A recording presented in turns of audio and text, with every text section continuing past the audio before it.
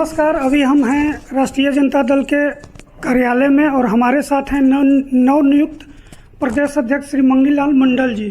सबसे पहले सर आपको अध्यक्ष बनने की बधाई। बहुत धन्यवाद, बहुत धन्यवाद। सर अभी वर्तमान में आपकी पार्टी की एक महिला प्रवक्ता हैं जो एक खास समाज को टारगेट करके कुछ मृत्यु प्राप्त व्यक्ति के बारे में कुछ बोली, जिससे अगला समाज जो है वो बौखला गया। वो उसने भी कुछ विवादित बयान दिया।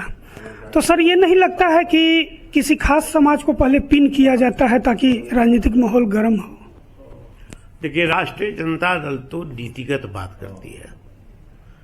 जो नीतियां संविधान में संरक्षित है, चाहे आरक्षण देने की बात हो, चाहे अल्पसंख्यक वर्ग को सुरक्षा देने की बात हो, चाहे सामाजिक न्याय के सिद्धांत को लागू करने की बात हो, हम सबको जब भी बात करेंगे तो हम नीति की बात करेंगे, नीति के तहत बात करेंगे, संवैधानिक प्रावधान के आलोक में बात करेंगे।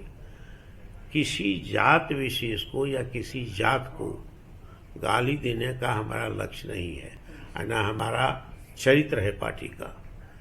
अब वो इस महिला के बारे में आप कह रहे हैं, से हम नहीं समझ सकते हैं किस जात को गाली दिया है, ये भी अभी तक हमारे संज्ञान में नहीं आया है। इसीलिए राजद का इन्वॉल्वमेंट इसमें कैसे हो सकता है? हम तो जानते भी नहीं कौन महिला, किस महिला के बारे में आप बात कर रहे हैं। नहीं सर, आपकी पार्टी की ही प्रवक्ता है सारिका पासवान। अच्छा, उन्होंने ही भूमिहार समाज के बारे में, बलमेश्वर मुखिया के बारे में कुछ बोली थी, जिसके कारण समाज के लोग जो है वो बौखला कर वो लोग भी कुछ बोल दिए। तो सर ऐसा नहीं लगता है कि पिन किया जाता है और बौखलाहट में कुछ बोले जिससे राजनीतिक माहौल गर्म हो? अब सारिका पासवान ने क्या कहा भूमिहार के बारे में, ये जानकारी लेनी होगी, हमारे संज्ञान में नहीं है। लेकिन पिन कोई हो गया है तो ये दुखद है, गाली भी दिया है तो दुखद है।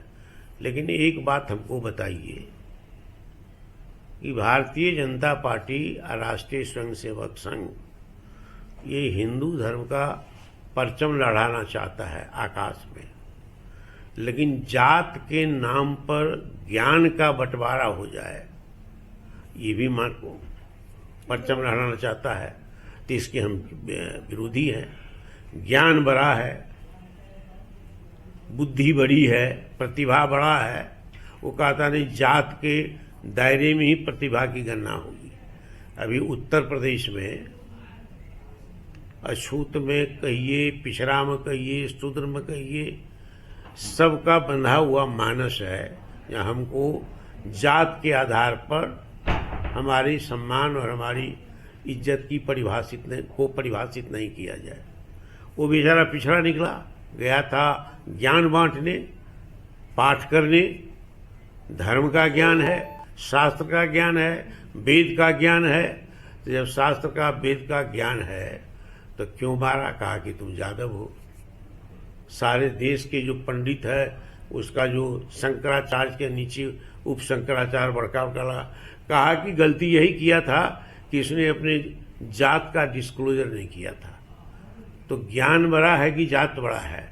तो आज भी हम अगर महाभारत जानते हैं, वेद जानते हैं, उपनिषद जानते हैं, स्मृतियां जानते हैं, तो हमको ज्ञानी होना चाहिए कि हम जादव हैं, कोयरी है, कुर्मी है, बिंद है, बेलदार है, पासी है, तुरहा है। ये जात के आधार पर ज्ञान का बंटवारा होना चाहिए। पहले ये बताइए सर, जात के आधार पर तो ज्ञान का बंटवारा नहीं होना चाहिए सर। जो करता है वो गलत करता है। बात कोई किसी ने कहा होगा? अब जात के आधार पर हमको बांटते रहोगे। अंबेडकर की प्रतिमा सब जगह लगी हुई है और हाई कोर्ट के बगल में लालू जी ने प्रतिमा लगवाई, अनावरण किया, और कुछ दिनों तक हम लोगों ने वही कार्यक्रम किया। 2 बार तो हम मंत्री थे तो लालू जी को ले गए थे। बिहार यूनिवर्सिटी, बिहार विश्वविद्यालय एट मुजफ्फरपुर किसी जात विषय के नाम भी विशेष के नाम से घोषित था। कर्म में, व्यवहार में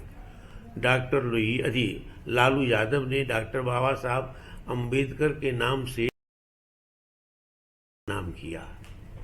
इतना सम्मान कोई नहीं किया। और तभी कोई झूठा प्रोपगंडा किया था कि अपने पांव के नीचे उन्होंने क्या कहते हैं जो अंबेडकर की प्रतिमा रखी। अब प्रधानमंत्री आया, कहा कि हम दिल में रखते हैं। अब कोई पांव के नीचे रखता है। तो मैंने भूमिका बनाई प्राइम मिनिस्टर के भाषण के लिए बीजेपी ने। तो इसीलिए जात विशेष कहाँ से होता है और हमको किस हैसियत में मानता है, वो प्रचलन अभी है जो उत्तर प्रदेश की घटना साबित कर दिया है। अब आपने जो कहा है, हम लोग बैठे हुए हैं, ये भी बैठे हुए हैं, तो दोनों आदमी मिलकर जानकारी लेंगे क्या बात है। ठीक है, धन्यवाद सर। तो ये थे मंगनीलाल मंडल जी, प्रदेश अध्यक्ष राजद, जो सारिका पासवान के मामले में बोला कि हम मिलकर इस बात की जानकारी लेंगे। तो आप देखते रहिए खबरें बिहार। मैं मनीष कुमार, धन्यवाद।